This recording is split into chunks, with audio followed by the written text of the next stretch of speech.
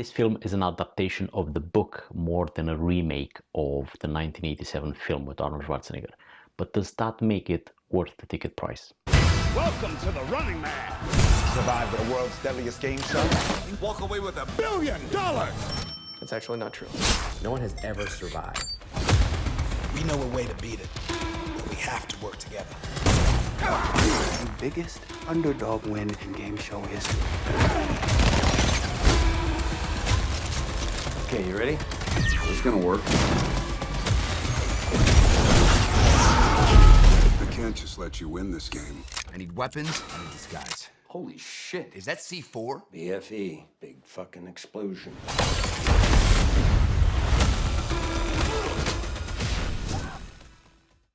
In this version, Glen Powell plays Ben Richards, who is a down-on-his-luck father that lives in this dystopian future where society is run by an evil broadcast network that feeds their citizens with lies and propaganda, and it pumps their minds with reality shows that these reality shows are essentially ordinary people that are humiliated for everybody's entertainment. Now, Ben has a sick daughter also, and he himself has a few anger issues that make him really hard to employ, and essentially due to insubordination. He's a good guy, but he's just a bit angry overall.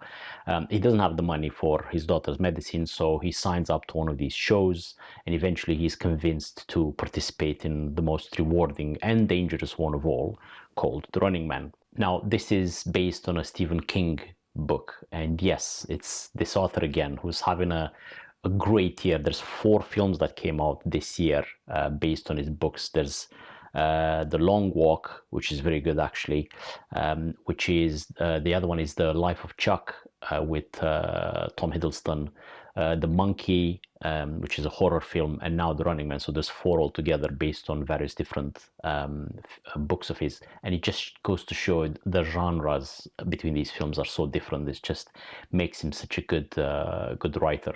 He's probably one of the best writers, if not the best writers of our times. But this book apparently was written in the 70s, in the early days of his writing, and it was written in 10 days, and it's full of energy and satire.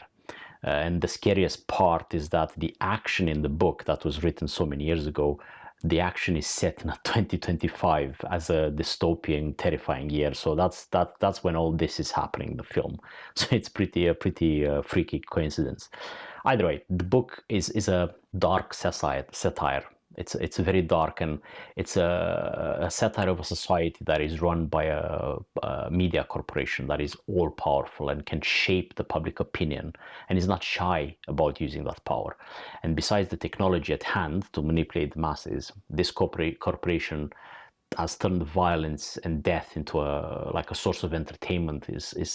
Is portraying the participants in these games as criminals, the scourge of society, getting what they deserve during the game, even though these are people that are desperate, they're from the lower class, and essentially they are the result of an unfair society. And it's a pretty dark promise, and this film is closer to the book than that 1987 film with Arnold Schwarzenegger that is all set in an arena, and it was pretty much a vehicle for Arnold to play in a different film because he was so popular at the time. This time in this film, the action happens in the streets of the city and out in the world in various different locations, and every citizen is encouraged to find these running men, or running men, as they ends up to be just one, and turn him in for a hefty cash prize. And the rules of the game are so sadistic and Machiavellic, to be honest, that it feels impossible to win. But these participants are so desperate, and the cash prize is massive, and they still line up to get into the game, even though everything is set against them, essentially. Now, the director of this piece is Edgar Wright, who made some pretty good films that I really enjoyed, like Hot Fuzz, the Scott Pilgrim versus the World, Baby Driver is a fairly recent one, and he actually described making this film as holding a funhouse mirror up to reality, and that is a pretty apt description, to be honest. The film's grim theme, I felt, is a bit masked by the action scenes and these slightly cartoonish side characters, like the TV presenter Bobby T, which is played by Coleman Domingo. is a bit outlandish and unrealistic, to be honest, or considering the grimness of the TV. Elton, played by Michael Cera, is a bit in there just for fun.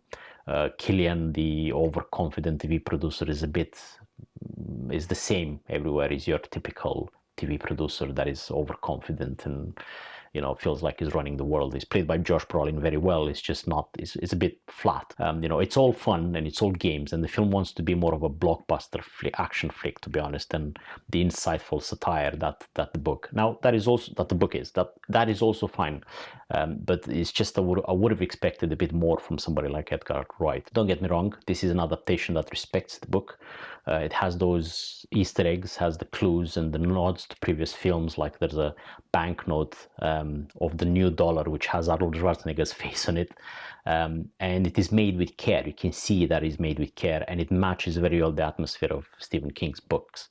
So it is overall a very enjoyable film, and while the action is fun and the acting is what it needs to be, it does felt to me like a film that I would forget pretty soon, just because it's not impactful.